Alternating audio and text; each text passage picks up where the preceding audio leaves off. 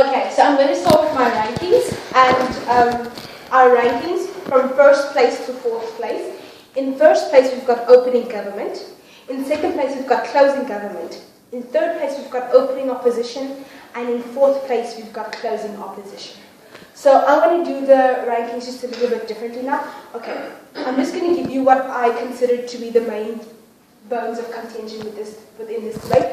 And I'm actually going to give you your rankings in terms of your comparison with the team that came first, opening government, because I feel they brought what was the most important issues to this debate.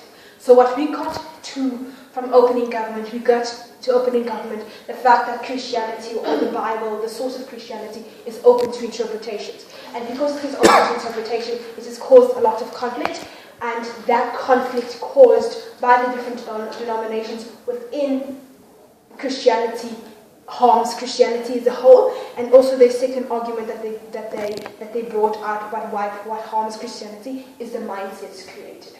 Okay, so in opening government, why we placed opening government, because we felt like opening government went back to the motion in explaining to us there are certain points that they brought why it harms Christianity in the link that I just made. The fact that the Bible is open for interpretation.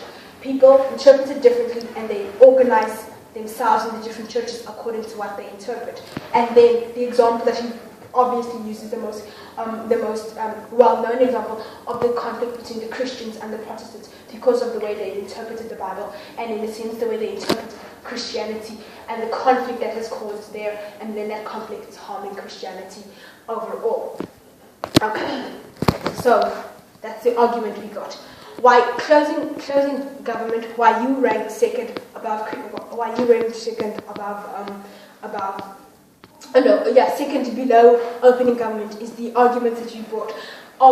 You further brought to us argument of the churches furthering their own causes, the corruption that's there, the money stealing and whatever, and how these structures could be keeping people from Christianity as a whole, from a sense of judgment and exclusion of so many other people that could be happening in certain of these churches, like the AP church that you used as an example. But we felt like what opening government brought, the clear link in the tangible harm of the conflicts created between the two churches weighed more than what I would label like other less important harms, the harm being the conflict caused. And also the harm, one of the arguments that open government brought is the mindset created. The mindset created of this is my church, and this is how we believe, and this is how we think, and this is how we do things. And it makes people not aware or not be able to understand everything happening, or even want to understand everything happening in the other churches. Well, that's why opening government ranked above closing government. Okay. Why closing government ranked above opening opposition? Opening opposition, what we got from we got a very good case of the good that comes from Christian organizations, the sense of community, and like the morals created in these Christian organizations. But what we felt like you didn't answer the question for us is, and it was asked by opening government, is why is Christianity needed for this sense of community? Like in terms of the different denominations, like you can still feel belonging by saying Christian, so why do I necessarily have the organized religion of Catholic or Protestant or NGO to do that?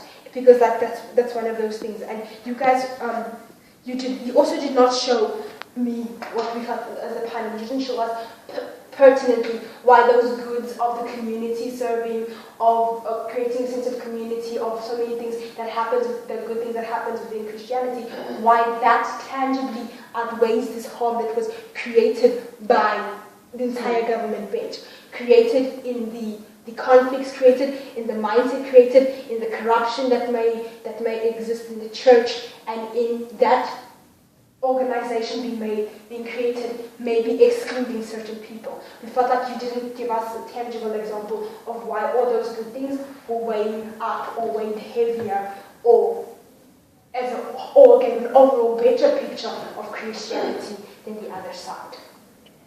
Why opening opposition ranked above closing opposition? Closing opposition, we had we had quite a lot of issues with your case because we felt like many arguments were not very clear. Like we really could not understand.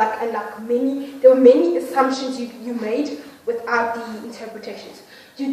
One of the arguments you brought out was the political parties, which could have been a good, strong argument talking about how the organized Christianity could affect politics positively and help other people. But we felt that we didn't clearly understand what you were getting at with the political parties argument, because it came out in one-liners of, we have got a Christian Democratic Party and they do good sometimes, and so Christianity is good. Like, it felt like it was a very 1, 200. Like, you didn't say 1, 2, 3, 4, 5, then we get to the logical conclusion you guys were making.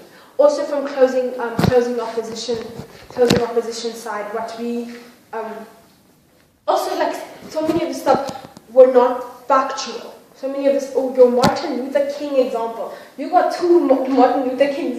Yeah. You realize that, right? There's like Martin Luther of the Lutheran Church, and then there's Martin Luther, the civil rights movement. Oh, but like that's for another thing. And then also, there was really no structure, because you started talking about King Henry and what he believed, and like you were also talking about Martin Luther, and like I had no idea exactly where you were in what you were saying. Like that I felt like was a very important point. Okay.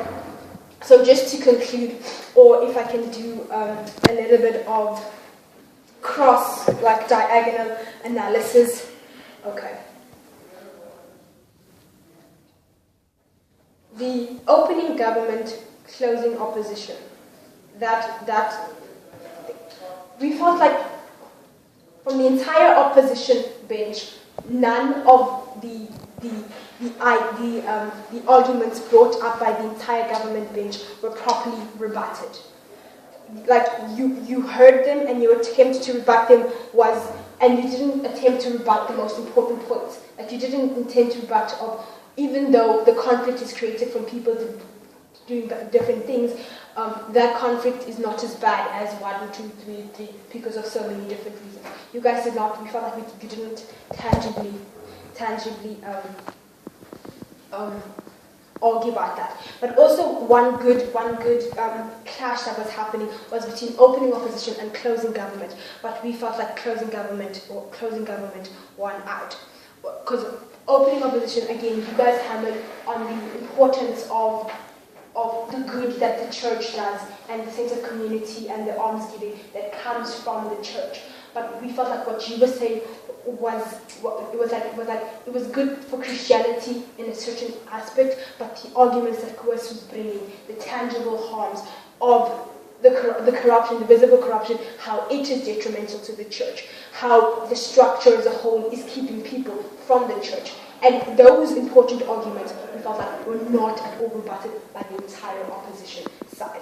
Okay, so I think that's basically it.